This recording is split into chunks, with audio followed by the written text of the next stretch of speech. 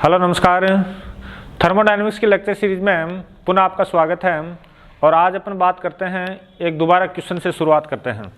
आपके एक क्वेश्चन आता है कि सिद्ध कीजिए कि किसी ऊष्मागतिक निकाय के लिए, क्वेश्चन क्या बताया कि आपको प्रूव करना है कि किसी थर्मोडायनेमिक सिस्टम के लिए आंतरिक ऊर्जा, क्या बताया मैंने, आंतरिक ऊर्जा या औसत ऊर्जा, ठीक है ना।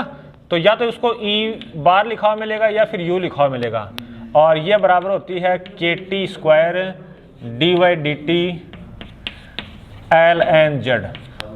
L N Z, L N का मतलब है नेचुरल लॉग, आप लॉग भी लिख सकते हो, लॉग ई भी लिख सकते हो, ठीक है ना।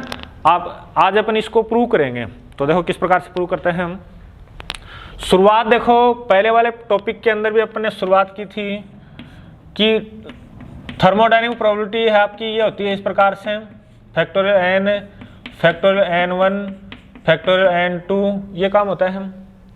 फिर बाद में इसी को देखो एल एन डब्ल्यू लिख के बताया था, लॉग डब्ल्यू स्टर्लिंग अप्रोक्सीमेशन काम में लेते हुए, और आपके पास में आ गया था एन एल एन एन। फिर बाद में आया था summation n i l N n i. ये इक्वेशन अपनी आ चुकी थी, पहले वाले वीडियो के अंदर भी अपन ने ये काम में ले ली थी। इसको आगे बढ़ते हैं, आगे बढ़ाते हैं, और वहाँ पर हम जानते हैं कि एन आई आई वी कोष्टिका के अंदर नंबर ऑफ फेज पॉइंट या नंबर ऑफ पार्टिकल्स या मॉलिक्यूल्स जो हैं वो दिया जाता है n upon z exponential beta epsilon i से दिया जाता है, ठीक बात है। उसमें वैल्यू पुट करूं, पुट करने पे आपका देखो L N W equal to क्या हो जाएगा, L N W equal to N L N N minus minus, एक बार एन आई को मैं इसको छोड़ रहा हूं, ये तो एन आई तो छोड़ दिया इधर, वहां लिखेंगे तो देखो क्या आएगा, L N capital N minus L N Z, ध्यान देना थोड़ा सा, इसका लोग हटाएंगे तो ई हट जाएगा, तो माइनस बीटा एप्सिलॉन आई ये आएगा, ठीक है। इसके बाद में आगे लिखते हैं एन एल एन एन, इसको देखो अलग अलग कर रहा हूँ, एन आई और फिर बाद में एल एन एन, फिर सेम ये क्या है, जेड है, फिर बाद में आप इसको ऐसे भी तो कर सकते, चलो इसके लिए फिर दोबारा minus minus minus plus summation n i और फिर लिखा एल एन जेड, फिर माइनस इसके अंदर करता हूँ तो माइनस बीटा तो बाहर निकाल लिया और समेशन माइनस माइनस प्लस, और आपका आ गया एप्सिलॉन आई और एन आई, ठीक है, कोई दिक्कत नहीं है मेरे हिसाब से। एन एल एन एन ये क्या हो गया, एन ये एन ही तो हुआ, एन ये हो गया, फिर सेम इसके अंदर लिखो तो ये अपन लिख सकते हैं, तो ये आ गया आपका एन एल एन जेड, और ये क्या होता है यू, यू लिखो या ई बार लिखो, तो ये लिख दिया प्लस बीटा यू, इससे आपका ये कैंसिल हो गया, आपके पास में क्या प्राप्त हो गया, एन एल एन जेड और प्लस बीटा यू, ठीक है ना। अच्छा, ये step number 2। We know that जो एस है वो किसके बराबर होता है, के एल एन डब्ल्यू के बराबर होता है।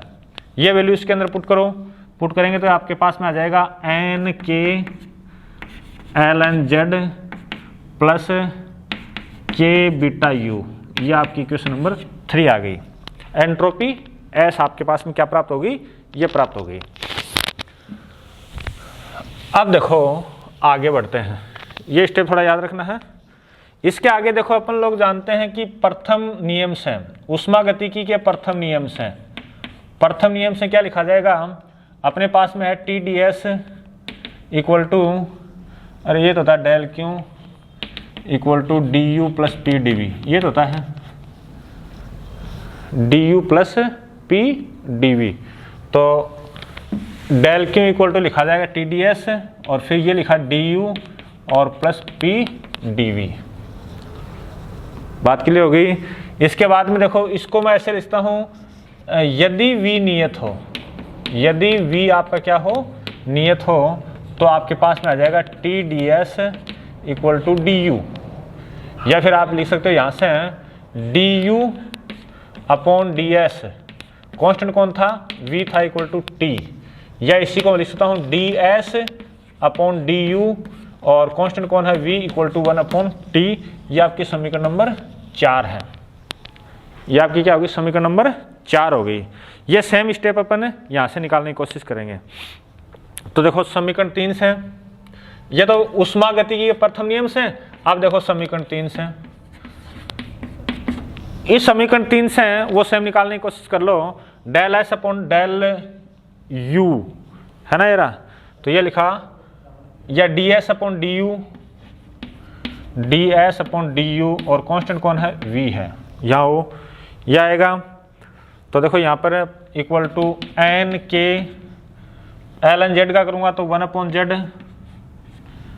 अच्छा जेड का करूँगा तो del Z upon del U, constant कौन है, v है। फिर बाद में इसमें आते हैं प्लस के तो है ही, u का करेंगे तो बीटा रह जाएगा, प्लस बीटा का करूँगा तो के यू, और ये आ गया आपका del beta upon del U, और कांस्टेंट कौन है, v है। क्या इतनी बात भी समझ में आ गई होगी। इसके बाद में इसको थोड़ा सा और मॉडिफाई करके लिख दूँ, सेम ऐसा बना दूँ, तो ये आ जाएगा आपका एन के 1 अपॉन जेड, और डेल जेड और डेल बीटा, तो ये हो गया। और इसी को लिख देता हूँ डेल बीटा डेल यू, हो गया। देखो सेम, यहाँ भी v कांस्टेंट और यहाँ भी कौन है, v constant, plus K beta plus K U, और del beta upon del U. इतनी बात भी क्लियर हो गई। इसको कोई समीकरण नंबर दे दो, देना चाहो तो समीकरण नंबर 5 दे दिया। अपन लोग जानते हैं चूंकि z इक्वल टू क्या आता है, partition function z equal to, वो भी लिखेंगे बीच में, ये दिया जाता है समेसन एक्सपोनेंशियल, थोड़ी देर पहले लिखा है exponential minus beta epsilon I, minus beta epsilon I लिखा है। यहाँ वैल्यू पुट करूँगा del Z upon del beta, तो देखो del Z upon del beta, और कांस्टेंट किसको रखा, v को। फिर करवाओ इसको, तो करेंगे तो देखो बीटा के रेस्पेक्ट में करेंगे तो ये बाहर आ जाएगा, तो देखो माइनस समेसन एप्सिलॉन आई और exponential minus beta epsilon I, minus beta epsilon i, ये आपके पास में आ चुका है। ठीक बात है ना। इसकी वैल्यू देखो आगे क्या करते हैं। अब देखो इसी को आगे बढ़ाता हूँ। अपन लोग जानते हैं एन आई इक्वल टू होता है n upon z exponential minus beta epsilon i, ये होता है। इसकी वैल्यू पुट करूँ तो exponential minus beta epsilon i equal to क्या आ जाएगा, n I Z upon n. ये वैल्यू यहाँ पुट करूँगा तो ये आएगा माइनस समेसन एप्सिलॉन आई, तो पहले से है, और इसकी जगह रखा N I Z upon N. अब देखो minus epsilon I N I, चलो लिख देता हूँ एक बार, एप्सिलॉन आई एन आई और जेड अपॉन एन, और ये क्या हो गया आपका u, टोटल आंतरिक ऊर्जा, कुल आंतरिक ऊर्जा, तो ये आ गया u जेड अपॉन एन।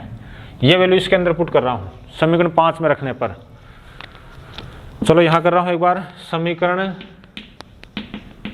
5 में रखने पर रखो, समीकरण नंबर 5 में। समीकरण 5 कौन सा है, समीकरण 5 यही तो होगा, ये 5 नंबर, ये तो ये आ जाएगा डेल एस या d S upon D you, constant कौन है, v है, दैट इक्वल टू यहाँ लिखूंगा एन के अपॉन जेड, एन के अपॉन जेड। इसकी जगह क्या लिखा जाएगा, ये इसके में माइनस हो रहा है ना, minus U Z upon N, ठीक है ना। फिर बाद में ये डेरिवेशन देखो, जेड से जेड कैंसिल, एन से एन कैंसिल माइनस के यू और ये प्लस के यू और सेम राशि है। कहने का मतलब है ये और ये दोनों क्या हो जाएंगे, कैंसिल हो जाएंगे।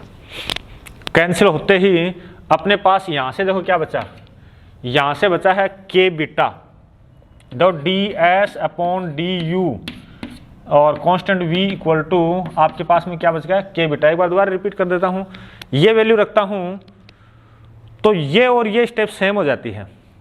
सेम होते ही ये माइनस है या कैंसिल, ये बचेगा मात्र। यहाँ से तो के बीटा आ गया, समीकरण 4 से 1/t है, तो समीकरण 4 से मान रखें तो 1/t इक्वल टू आपके पास में आ गया के बीटा, या फिर बीटा इक्वल टू आपके पास में क्या हो जाएगा, बीटा इक्वल टू 1/kt। क्या आ गया आपका, 1/kt आ गया बीटा इक्वल टू। यानी कहने का मतलब है फिलहाल तक आपने बीटा का मान निकाल लिया और बीटा का मान निकालते ही आपके पास में z जो है वो क्या हो जाएगा, एक्सपोनेंशियल, एक मिनट थोड़ी सी गलती हो गई, बीटा का मान आपने क्या निकाला 1/kt। z होता क्या है, समेशन एक्सपोनेंशियल और बीटा एप्सिलॉन आई। बीटा की वैल्यू पुट करता हूं तो यह आ जाएगा आपके पास में एक्सपोनेंशियल माइनस एप्सिलॉन आई अपॉन kt। सेम ऐसे ही आपका ni जब रखोगे, ni इक्वल टू क्या होता है, n/z और फिर बाद में एक्सपोनेंशियल माइनस एप्सिलॉन आई अपॉन kt। तो इस प्रकार से आपने z और ni की नई वैल्यू आपने प्राप्त कर ली है। अब देखो बात आती है कि u कैसे निकालें। आपका u आंतरिक ऊर्जा u इक्वल टू क्या होती है,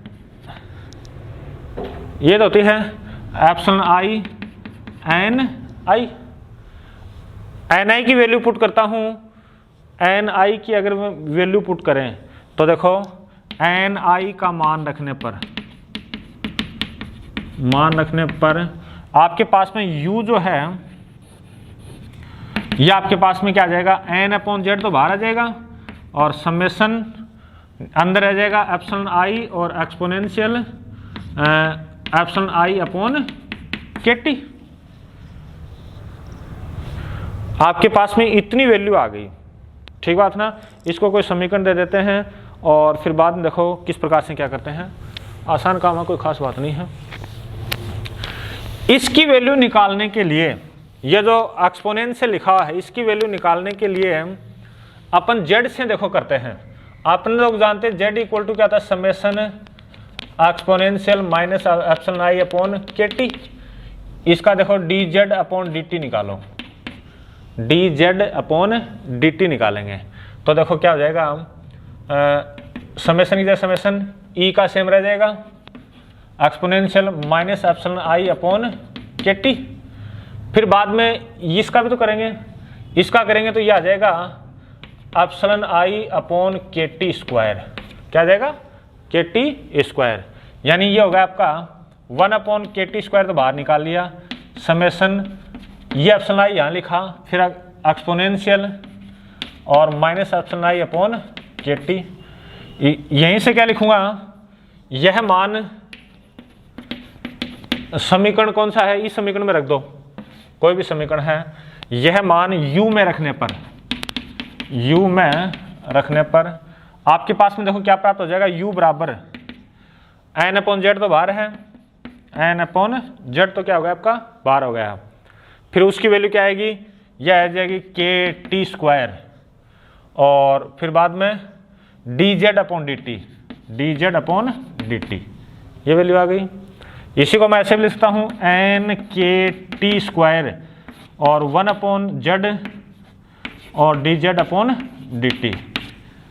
फिर इसी को मैं ऐसे भी लिख सकता हूँ nkt स्क्वायर और यह आ जाएगा dy dt ln z।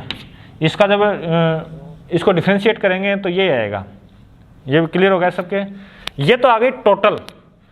अगर आपको एवरेज पूछा जाए तो एवरेज कैसे निकालते हैं, मेरे हिसाब से सबको मालूम है। एवरेज निकालने के लिए ये तो होता है, जैसे मालूम मैंने ई लिखा या u बार लिखा तो ये क्या हो जाएगा, u/n होगा नहीं होगा। n से डिवाइड करता हूँ तो क्या प्राप्त हो जाएगा, KT² और dy/dt और ln z हो जाएगा। तो भाई इस प्रकार से ये टॉपिक अपना कंप्लीट होता है। इसके द्वारा ही अपने पास कई वैल्यू और निकालते हैं, जैसे हेल्प वोल्टेज F = U-TS निकलवा ले, U-TS निकलवा ले, तो आप वो भी निकाल सकते हो। ठीक है, तो इस प्रकार से भाई ये टॉपिक अपना कंप्लीट होता है। नए वीडियो के अंदर नए टॉपिक के साथ दोबारा मिलते हैं। Thank you.